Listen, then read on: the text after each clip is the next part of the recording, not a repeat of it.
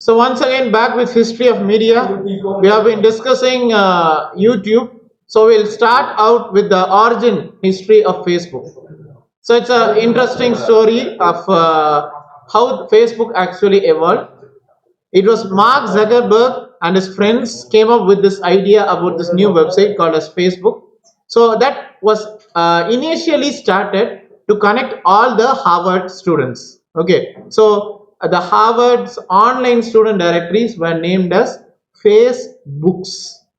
Okay, and it was actually came from the project called as Face Mash. Okay, hot or not website that had that used to compare like female Harvard students side by side. Okay, and after that only like 2004 Zuckerberg launched the Facebook. The was actually removed by 2005. Okay, within 1 year it was removed and we had only Facebook. So in the beginning only Harvard students was allowed to create accounts or maybe profiles in this particular website. Okay, and afterwards it had a widespread reach. We had like 1 million followers or maybe 1 million people who had their accounts by September 2004. Right. So why we are seeing these guys? Winklevoss twins and ConnectU. So this is Winklevoss twins and ConnectU. Okay. So actually Winklevoss twins sued Zuckerberg, claiming that Zuckerberg has actually stolen their idea of the social networking site. Actually, what happens is like for the ConnectU platform, they recruited Zuckerberg. Okay. So he understood their ideas. He stole their ideas. Okay, and he developed into Facebook.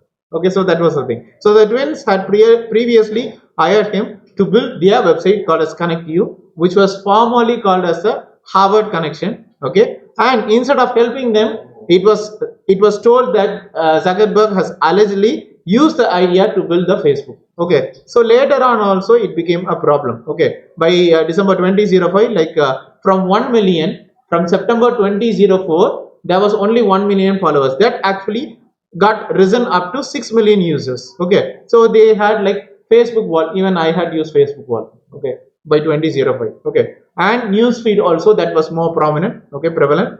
And in 2006 Facebook was on mobile. Okay, and in September they made their platform to everyone on the internet of more than 13 years. Only 13 years can use them, which means that school students cannot use them.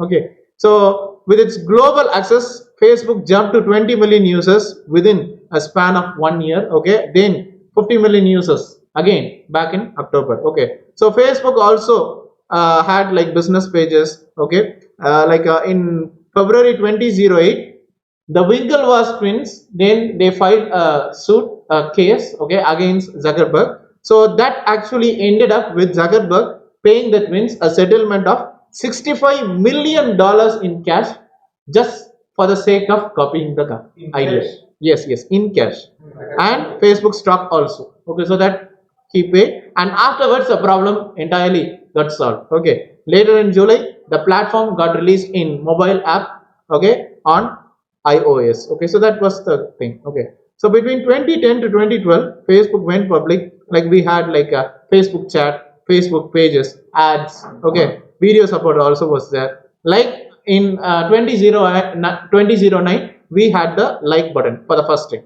Okay, and after like button, Facebook had several changes like photo tagging. Okay, liking the comments. Okay, and several Facebook places was also there. Facebook groups was there. Timeline was there. Video calling was there. Games was also there. I still remember 2011 when we used to play games across a group. We used to play cricket. We used to invite everybody and play these games. That was prevalent during 2009 to 2011. Okay. By July 2010, Facebook had more than 500 million active users, and in November, it became the third largest web company with a $41 billion business. So in 2011, afterwards, Facebook launched the Messenger, that was a dedicated messaging app. Okay, and in 2012, Facebook acquired Instagram, bought Instagram for $1 billion, and it came public after. In May 2012, we had this IPO, public offering. Okay, so that has been done at $38 for one share, and that raised the company share to $16 billion. So that was how it now ended with 1 billion active users. Fine. So next comes cultural evolution, while you also call it as the socio-cultural evolution. Okay, so by 18th as well as 19th centuries, so we had like individual cultures, individual societies also. So that has been an emerging field in the anthropology during 18 and 19, and afterwards it fell out of this flavor during the 20th century. Okay, so there has been theories like unilinear, multilinear evolution as well. So like we had like evolutionist theories, we had like physical anthropology, archaeology as well, and that was how it evolved from the Charles Darwin's theory. Okay, the origin of species by 1859. Okay, so we had like from the civilization to barbarism to savagery, we'll have this one. And multilinear evolution, like from one culture, from one environment to another environment, from one situation to another situation, we are actually evolving. Okay, so this has been biological evolution and technological breakthroughs. So while biological evolution came on to, so we had the idea of the societies, even like we had several technological breakthroughs also. We had several technologies booming up that made the societies more adaptable, more dominant as well to sustain in the market.